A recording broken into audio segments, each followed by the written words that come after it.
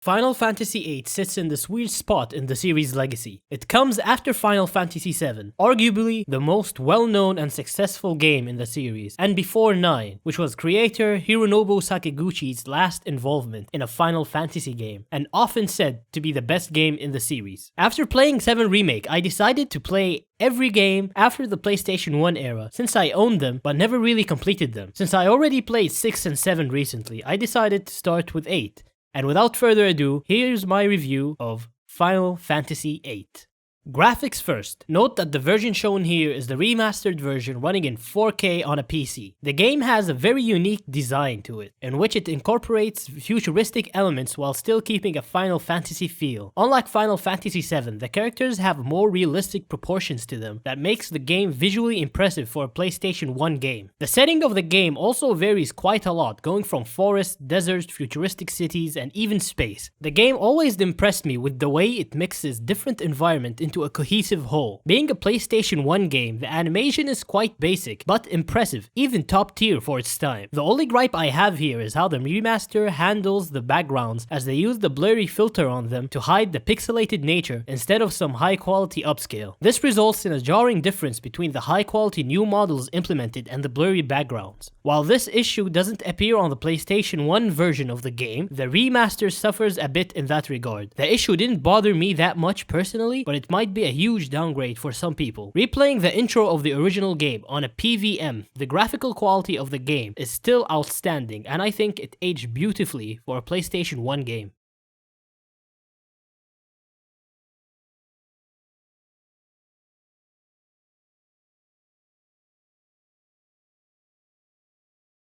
Sound design is phenomenal. Composed by the legendary Nobu Uematsu, the soundtrack is simply brilliant. While it's not my favorite Final Fantasy soundtrack, it still leaps and bounds above most games and holds up well even to this day. This game also marks the first fully orchestrated song in a Final Fantasy game, being Libre Fatali, or Fated Children. Opening the game for the first time and listening to this orchestration is a scene to behold, mixing eerie choir, orchestra, and Uematsu's musical touch. Just screams epic, making it on par with Dancing Mad and One Winged Angel. Since it's a PlayStation 1 game, no voice acting was present, so having a strong musical identity was key to a game back then.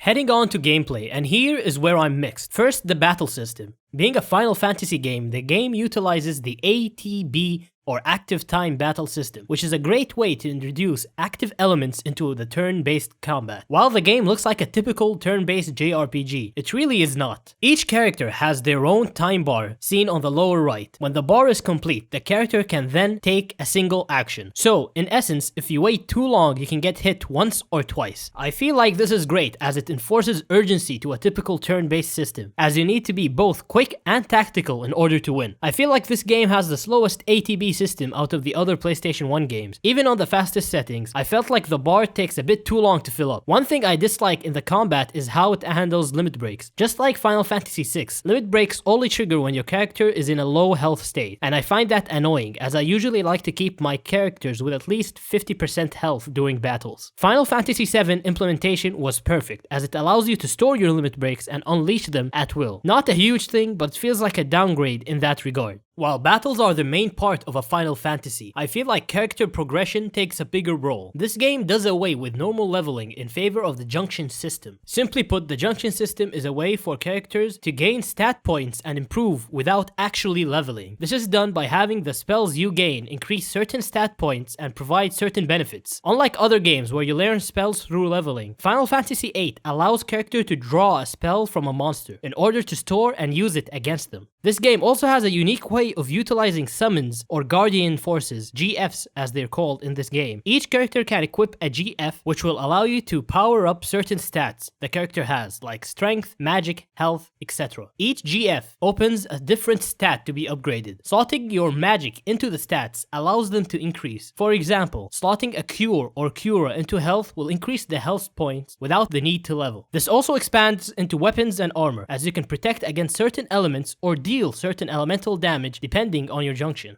In theory, this allows for a perfect customization of characters, as each character can be whatever you want him to be. Since junctions are tied to GFs, you can also switch GFs on the fly if a certain character leaves the party due to a story-related issue. However, In practice, the system is inherently flawed, as I feel like the implementation was a bit lacking. The system creates several annoyances while playing. First major annoyance is leveling, since when you level, the stat gained is minimal compared to junctioning, which can boost you up a lot. This causes leveling to be almost a bad thing. If you're having trouble with a boss and decide to grind levels, you're making the game harder on yourself, as junctioning is far more efficient. This basically makes leveling useless. In order to not gain XP while fighting, you can flee or turn enemies into cards, which I'll go into later. This will give you 0 XP, but will give you all the AP that levels your GFs. Second is that your stats are related to your magic. So if you use magic that's currently junctioned to your character, you are effectively weakening that character. This makes using magic a downside too, as you're losing stat points. So basically, the most efficient way to strengthen your character is to draw as much magic as you can and then either fleeing or turning the enemies into cards, which requires reducing them to a low health and using the card ability certain GFs grant.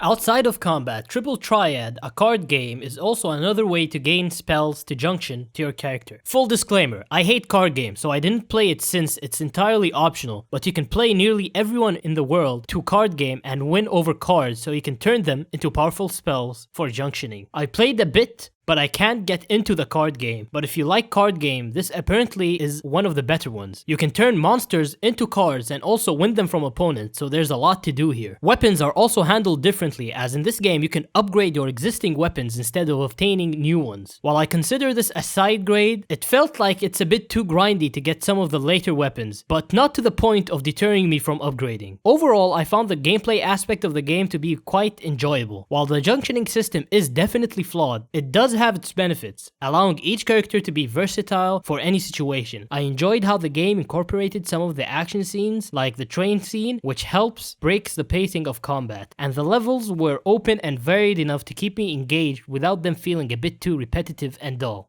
Note that the PC version of the remaster offers boosters such as triple speed, unlimited health, and no encounters, which can be helpful if you want to enjoy the story without struggling with the junction system. Story-wise, the game is solid. It starts out as Qual, who is a student in a mercenary school that trains people to be top-tier mercenaries. After graduating, you're sent to help some revolutionaries, and well, it escalates quickly from there, heading on into space and even an advanced civilization. The game also incorporates another story that involves a guy called Laguna, who is connected to Squall in a weird way. Without getting too deep, I feel like the story in the first disc was a bit too slow, while the pace picks up at disc 3 and the reveals at disc 4 were great. While the story centers on the romance between Squall and Rinoa to the point of having them prominent in the logo. It was a great story overall, with solid character developments and some great plot twists along the way. While the pacing can be better, especially in the beginning, I liked the cast and their mysterious past. However, I feel like Squall was a bit too emo at first, but the game offers a great explanation to why he acts that way. Overall, great story. In conclusion, Final Fantasy VIII offers a unique adventure that centers around a romance between an emo boy and a carefree, loving girl. The adventure is accompanied by Nobu Uematsu's great music and a flawed but promising leveling system that I feel can be improved on if they had time to rework it again. Even, the game was a visual marvel back in the day and I feel like it held up well, especially the remaster, while still having the Final Fantasy's charm I love so much. Overall, I'm giving this game a solid 8 out of 10. At first, it felt like a 7 out of 10, but after playing other Final Fantasies, I felt like 7 was too harsh for this game. It wasn't boring, but a bit frustrating with the junction, and the story offers some interesting theories that grew on me the more I think about them. Thank you for watching. If you liked the video, like, subscribe, you know what to do everything down below. Leave a comment, and I appreciate you making it this far. Thank you and goodbye.